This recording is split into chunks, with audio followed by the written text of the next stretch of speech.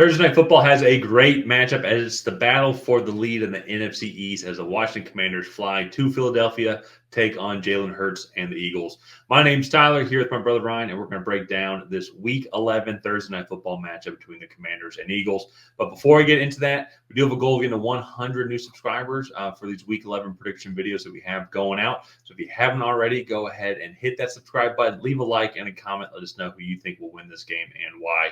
And Ryan, such an amazing game that we have in store for us here. Thursday Night Football. As I said last week, we had a great Thursday Night Football last week. I'm really happy for Kirk Herbstreit and Al Michaels as they've now had a lot of good Thursday Night Football matchups here after they went through the ringer of just some god-awful Thursday Night Football matchups, I think, over the past couple of years, ever since Amazon Prime took over. So this one's going to be a doozy. Jayden Daniels and the Washington Commanders has been the surprise of the season, one of the big surprises of the season. I think you can maybe throw a little recognition also to Bo Nix and the Broncos, but that's a separate video as well. But it's going to be a great matchup here. They're coming off a tough loss against the Pittsburgh Steelers, so they get to go against the other Pennsylvania team and play Jalen Hurts and the Eagles, who are coming off a very dominant win against Cooper Rush and Trey Lance and the Dallas Cowboys. What was left of the Dallas Cowboys.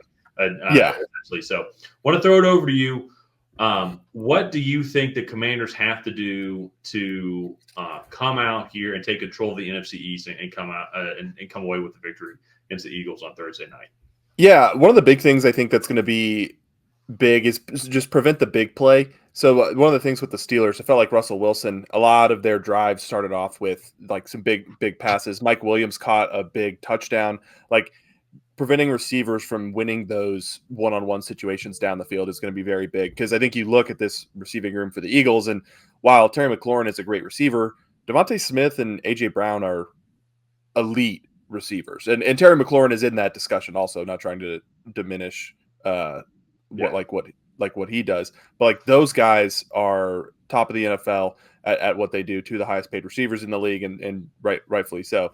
And I think you look, George Pickens, I don't think George Pickens is in that conversation. Mike Williams is a little bit washed just with all the injuries and things that he's had, and they struggled with them last week. So I think that's going to be priority number one. They're going to have to do their best to try to win at the line of scrimmage, keep Saquon Barkley from just completely taking over this game like he has in the past. So they have a tall order on defense. And then not to mention Jalen Hurts is an elite runner of the football also. So there's just so much to have to worry about on this Eagles offense. So just playing disciplined defense, knowing your role and what your job is and what you're supposed to be doing on each given play, I think is going to be very important. And then with all of that said, I still feel like they're going to have to score 30 plus to have a shot, because if they can't score 30 plus, I think this Eagles team is going to have no problem scoring 30 plus. And if they can't do that, then they're not going to be able to win. Yeah. No, and I can agree with you there, especially too if you look at that Pittsburgh team, is they're very, that offense is very opportunistic, as kind of grind you down, lull you to sleep, and then have that one random explosive play. And Philadelphia is they can grind you down with Saquon Barkley, but then also too, just for fun, then they can have a lot of explosive plays just with how dynamic that whole offense can be, as well with A.J. Brown, Devontae Smith, Dallas Goedert as well. So it's almost even like the Pittsburgh Steelers offense is Eagles offense light. It's like Miller Lite, or like a Bud Light versus a Budweiser type offense. And that's what the Eagles offense is, especially now at full strength. Because I think we kind of have seen the Philadelphia Eagles offense, and you're kind of questioning how good are they going to be? But A.J. Brown was out for a lot of that time. Devontae Smith then got hurt as well for a couple weeks, and then the offensive line was still kind of figuring things out with Jason Kelce gone now. How it's just, what's our identity going to be? Over these past couple weeks since their bye, it seems like that they have come back, and this is the Eagles team that we all know that they can be. And I think that's a point too that you mentioned as well, as winning at the line of scrimmage. And since Jonathan Allen got hurt for the Commanders in Week 6, they gave up 176 rushing yards in that game already. But Week 7 they gave up 95, and that was against the Carolina Panthers, so big asterisk there. But since then, though, 196 to the Bears, 164 to the Giants and 140 this past week against the Pittsburgh Steelers. They're ranked 28th overall in rushing yards allowed, and pretty consistently, even to a little bit before that, we're kind of averaging and giving up 130 to 150 rushing yards per game as well. So they're going to have to somehow try and make Philadelphia one-dimensional, have to throw the ball early, just so then like Saquon Barkley doesn't get the head of steam and have Philadelphia control the game. And I agree with you too. Also, is I think they're going to have a similar performance to what they had against the Cincinnati Bengals game on Monday Night Football, where they're going to have to almost be perfect on offense, going to have to put up 30-plus points and try and keep this Eagles offense off the field a lot. Because there are some vulnerabilities with this Eagles team. You know, they have improved a little bit in the secondary from last year, but I still think that that they can be beaten. And so Jayden Daniels, Terry McLaurin can connect, Zach Ertz and Luke McCaffrey as well. Yeah. So those are the big ones. They need to get Brian Robinson Jr. back in their lineup as well. He did not play today, so hopefully he'll be healthy for this matchup here, because that's going to be a huge help in the running game. But the Commanders, though, they absolutely can do it. They have the firepower. We've seen them do that. But on the flip side, though, for the Eagles, I think it's kind of just keep doing what you've been doing.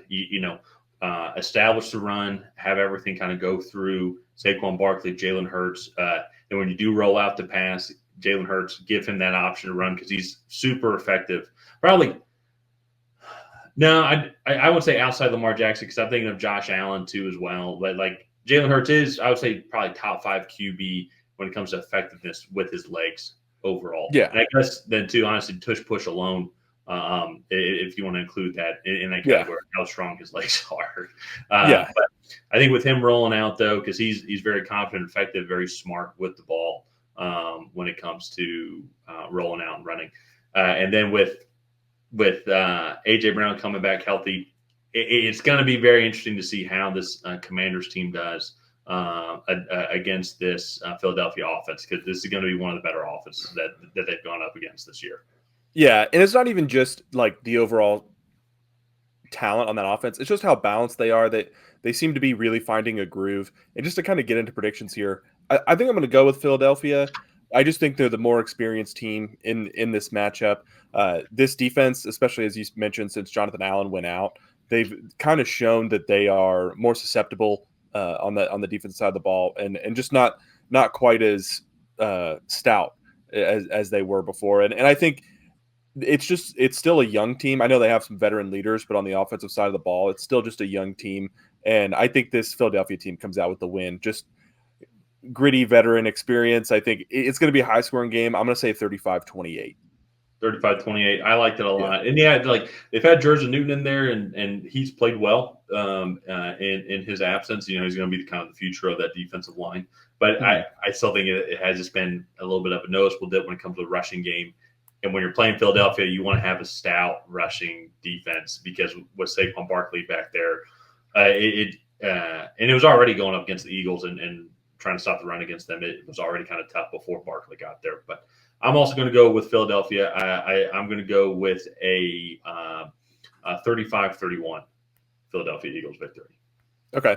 Nice. It's going to be a high-scoring one. I am excited. This is a good Thursday night matchup. Had a few of these in a row, so this will definitely be a really good one to watch. Let's go ahead and wrap this video up here. If you guys have not already, please go ahead and like and subscribe. It is the best way to help out the channel. While you're down there, go ahead and leave a comment on who you think is going to come out ahead. Will it be the Washington Commanders? Will it be the Philadelphia Eagles? And that we'll see you guys next time.